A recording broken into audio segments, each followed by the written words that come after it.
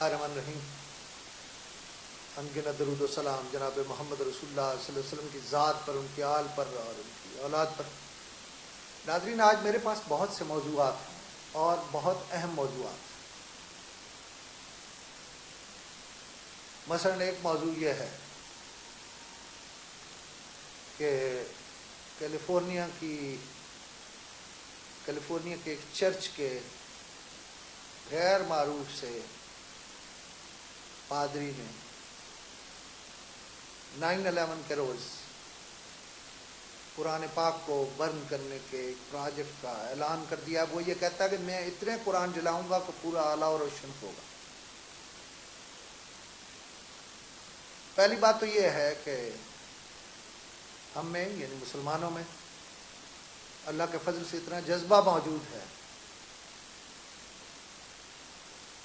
کہ ہم یہ نہیں ہونے دیں گے، اور پوری دنیا میں اتنا پریشر کریٹ ہوگا کہ امریکیوں کو نانی یاد آ جائے گی. اسی حوالے سے مجھے امریکیوں سے یہ کہنا ہے کہ آپ طالبان کا ذکر کرتے تھے، آپ انتہا پسندوں کا ذکر کرتے تھے، آپ نے یہاں ڈرون حملے کر کر کے اور مسلمانوں کو مار مار کے اور ان کی شہادتیں کر کر کے جو آپ سے ہو سکا ہے آپ نے کر لیا ہے. اب یہ اپنے ڈرون واپس لے جائیے اور پہلے اس قادری کو اور ان کے دوستوں کو ماریے.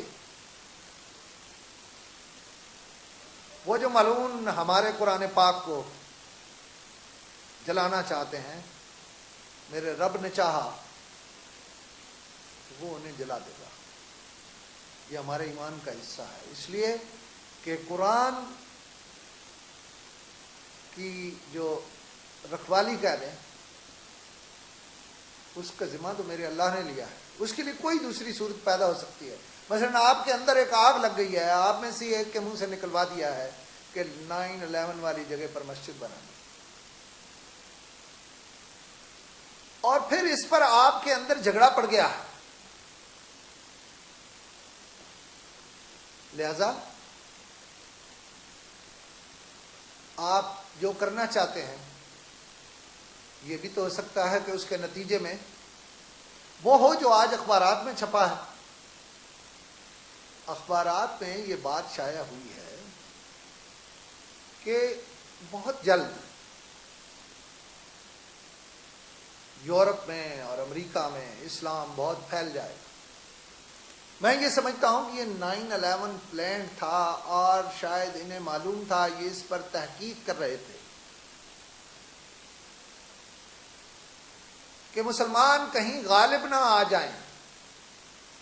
یہ سب دہشت گردی کی جنگ اور دوسرے معاملات ڈرامہ ہیں. میرے جو مسلمان بہن بھائی ہیں ان کو یہ معلوم ہے کہ جب رسول اللہ صلی اللہ علیہ وسلم اپنے دادا کے ساتھ شام تشریف لے گئے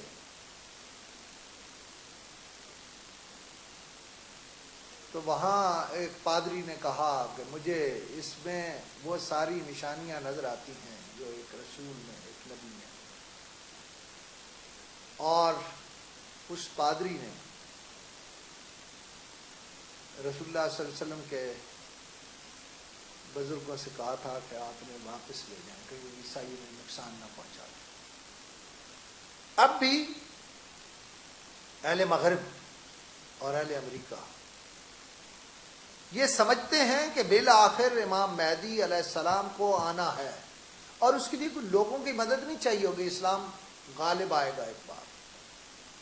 وہ خوف زدہ ہیں اور اس پر تحقیق کر لیں. اور ان کا دوسرا ایشو شاید اسی سے منسلک ہے، اور وہ یہ کہ وہ یہ سمجھتے ہیں کہ اگر پاکستان ایٹمی قوت رہتا ہے تو اس کا ایٹمی قوت رہنا بھی کفر کے غلبے کو کم کر کے اسلام کے غلبے کی طرف جانے کا باعث بن سکتا ہے. میرے جو پکے قارئین ہیں انہیں یہ معلوم ہے کہ جب بالکل ٹھیک تھے جناب ڈاکٹر عبد القدیر خان، تو میں نے لکھا تھا کہ ان کے بارے میں ایک میرے پاس اطلاع ہے، اور وہ اطلاع لوگ یاد رکھیں کہ میں کہہ رہا ہوں میرے پاس ایک اطلاع ہے، اور وہ اطلاع بعد میں یوں سچ ثابت ہوئی کہ لوگوں نے کہا کہ ڈاکٹر عبد القدیر خان کو کینسر ہو گیا۔ میں پوری یقین سے یہ کہتا ہوں کہ ڈاکٹر عبد القدیر خان کو سلو پوائزننگ کی جاتی رہی ہے، جس طرح سے اب پاکستان کے گلیشیئرز کو پگھلایا گیا اور پاکستان میں بادلوں کو لا کے برسایا گیا اور پاکستان کو تباہ اور برباد کیا گیا، یہ بھی امریکی ٹیکنالوجی کے نتیجے میں۔ اور ڈاکٹر قدیر خان کا کینسر بھی اسی طرح کا ایک عمل ہے جو کفار نے یہاں منافقین کے ساتھ مل کے کیا۔ قرآن پاک میں منافقین کا بہت ذکر ہے۔ منافقین یہاں اپنا کام کر رہے ہیں۔ مجھے امریکیوں سے کوئی لڑائی نہیں ہے، میری عیسائیوں سے بھی کوئی لڑائی نہیں ہے، کیونکہ میرا قرآن تو یہ کہتا ہے کہ جو انہوں نے اپنے خدا بنا رکھے ہیں آپ انہیں بھی برا نہ کہو تاکہ کوئی جواب میں تمہارے اللہ کو اور تمہارے نبیوں کو اور تمہارے ولیوں کو کچھ نہ کرے۔ لیکن یہ لوگ اگر اپنا غلبہ رکھنے کے لیے قرآن پاک کو جلائیں گے تو میرا ایمان اس معاملے میں کامل ہے، یہ خود جلائے جائیں گے۔